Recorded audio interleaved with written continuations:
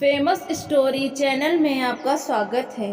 आइए आज मैं आपको सुनाती हूँ माधवराव स्प्रे की मशहूर कहानी एक टोकरी भर मिट्टी। किसी श्रीमान जमींदार के महल के पास एक गरीब अनाथ विधवा की झोपड़ी थी। जमींदार साहब को अपने महल का हाथा उस झोपड़ी तक बढ़ाने की इच्छा हुई।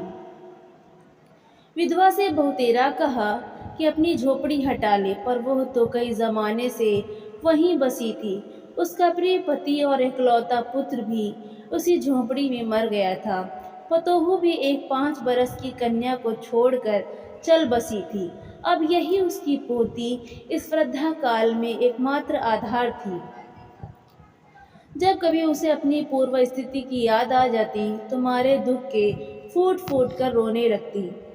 और जब से उसने अपने श्रीमान पड़ोसी की इच्छा का हाल सुना, तब से तो वो मृत प्राय हो गई थी। उस झोपड़ी में उसका ऐसा कुछ मन लग गया था कि बिना मरे वहां से वो निकलना ही नहीं चाहती थी।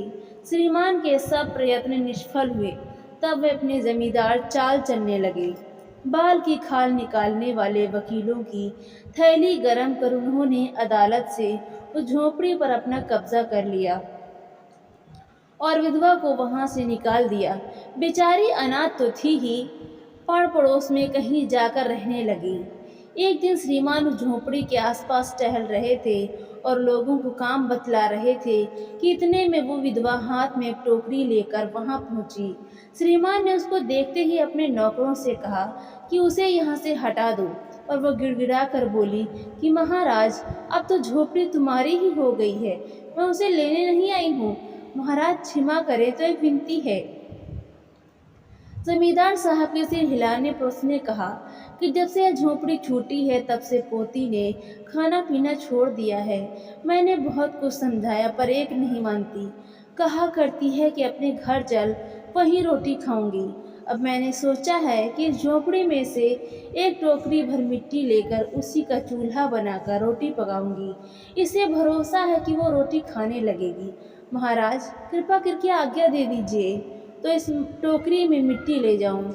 श्रीमान ने आज्ञा दे दी। विधवा झोपड़ी के अंदर गई। वहां जाते ही उसे पुरानी बातों का स्मरण हुआ और आंखों से आंसू की धारा बह निकली। अपने आंतरिक दुख को किसी तरह संभाल कर उसने अपनी टोकरी मिट्टी से भर ली और हाथ से उठाकर बाहर ले आई। फिर हाथ जोड़कर श्रीमान से प्रार्थना करने लगी कि महाराज, कृपा करके इस टोकरी को जरा हाथ लगाएं, जिससे कि मैं उसे अपने सिर पर धर लूं। जमींदार साहब पहले तो बहुत नाराज हुए, पर जब वो बार बार हाथ जोड़ने लगी और पैरों पर गिरने लगी तो उनके मन में भी कुछ दया आ गई। किसी नौकर से ना कहकर आप ही स्वयं टोकरी उठाने को आगे बढ़े। ज्यों ही टोकरी को हाथ लगाकर ऊपर उठाने लगे, त्यों ही देखा यह काम उनकी शक्ति से बाहर है। फिर तो उन्होंने अपनी सब ताकत लगाकर टोकरी को उठाना चाहा, पर जिस स्थान में टोकरी रखी थी वहां से एक हाथ भर भी ऊंची नहीं हुई। तब लज्जित होकर कहने लगे कि नहीं, यह टोकरी हमसे ना उठाई जाएगी।